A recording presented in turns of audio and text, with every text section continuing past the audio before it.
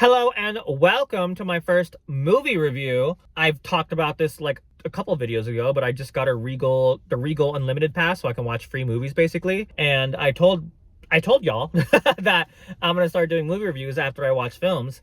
And that just happened. So I watched the new Captain America movie, Brave New World, and I had to re-record this because I was babbling on too much. I want to make it more short and concise.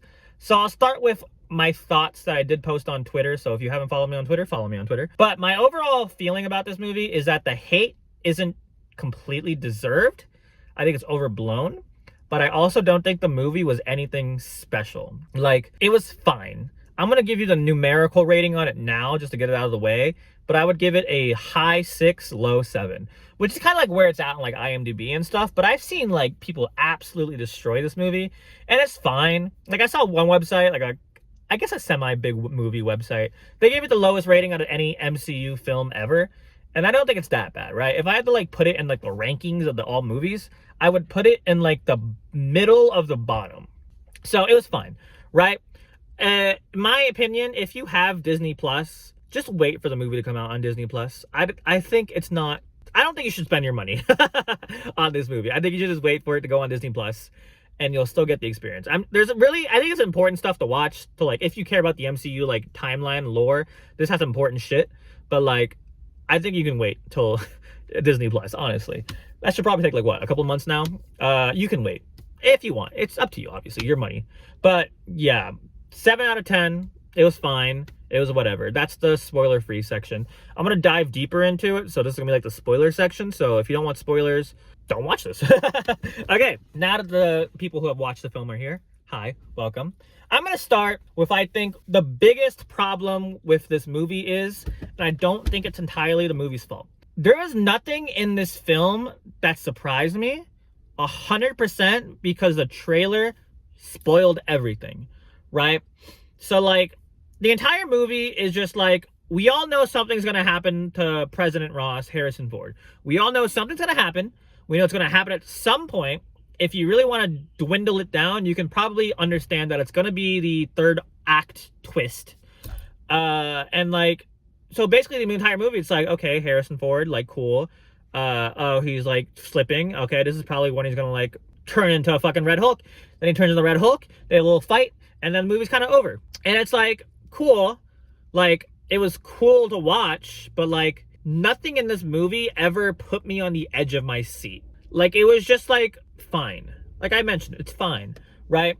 And I don't think it's completely the trailer's or the movie's fault that the trailer spoiled everything, right? So like, the thing about trailers nowadays is that they're designed to get butts in seats. Obviously, right? That's the whole marketing strategy. But it's hard to get butts in seats without like revealing something to enthrall and engage viewers. So my example for like a really well done trailer was the newest Spider-Man film, the multiverse one, whatever it's called.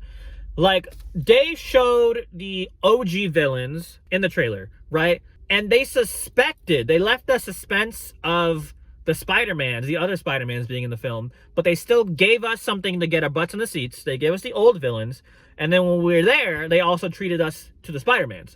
And like, there was nothing in this movie that like they could use to engage us without showing it to us. So basically the trailer, they had to show their entire hand, their entire deck of cards, because there was nothing in this film that was like big enough that they could keep it a secret. Does that make sense? There was nothing big enough to keep it a secret. They had to give it, because if they didn't reveal Red Hulk, I don't think people would have watched this film. I don't think Giancarlo Esposito, how you say his name, I forget, I'm so sorry. I don't think Gus Fring was big enough to draw people into the theaters. I think it's a good boost. I don't think it was enough people to pull people in the theaters. I also don't think the main villain, whose name I also don't remember, I don't think he was big enough. So they had to give up Red Hulk to get butts and seats. The problem with that is it kills the entire suspense of the film. Nothing in the film matters because you already know what's going to happen. And that's the trailer's fault, but it's not exactly their fault. It's just how marketing is. And that's why I kind of try to stay away from trailers nowadays, especially from Marvel movies, because they suck. They fucking suck. And it's hard. Especially someone who like understands like script writing and like understands like editing and just like how the movie business works in a general sense. Like, I understand. So that's my biggest problem, is that the trailer fucking ruins the film. I don't love Harrison Ford as President Ross. I didn't love the replacement. I love Harrison Ford. I just don't love him as Ross, and I don't like how they try to like mold his character from like, hey, this guy was a piece of shit for like the entirety of the movie, but like now we're gonna try to make him kind of cool, but we're also gonna have him slip, but then make him cool again. It's like they didn't know what they wanted to do with the character, and like it was cool, and obviously they can't get the original actor because he's dead, but like it was fine, it was cool, but it wasn't like, it felt like they were trying to put a circle into a square hole. You know what I mean? Like they were trying to make something fit, and it kind of quite didn't, but I guess it did good enough job.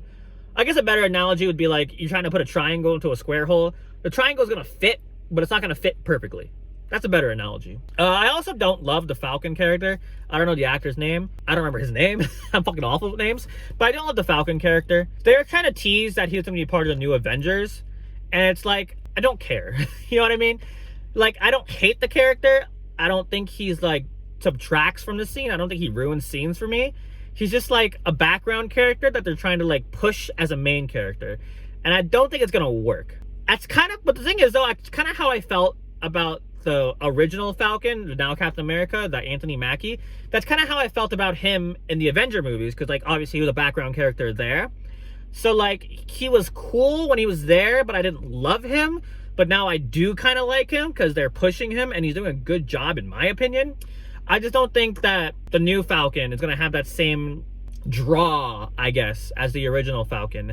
So that when he becomes maybe a main character in the Avengers, I'm not going to give a fuck. Let's put it that way, right? He wasn't annoying. He wasn't awful. He was just fine, which is like, again, the entirety of this movie. It was just fine. Everything about it was just fine. Even Giancarlo, Gus Fring, he was fine. Everything in this movie was fine. It wasn't bad. It was just fine. And that's my overall thoughts of the film. Do I think the trailer could have, if it was a better trailer, it would have fixed the film?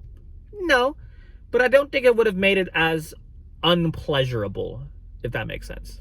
So yeah, I know this went on for a little long, but thank you for watching my first review. Again, just a reminder, 7 out of 10. Fine. Wait for it on Disney Plus. If you want to watch it, but it's whatever. It's a good night. Nice. I don't regret it. It's just whatever. So yeah, thank you for watching. Next time, I think I'm going to watch, I think Mickey 17, whatever it's called, comes out in like 2 weeks. So it's probably going to be the next movie I watch, but I might watch something next week. We'll find out. But yeah, again, thank you for watching. If you want more movies recommended, I can maybe do a review for like a different movie, but we'll see. I'm just throwing shit out there at this point. So thank you for watching. Goodbye.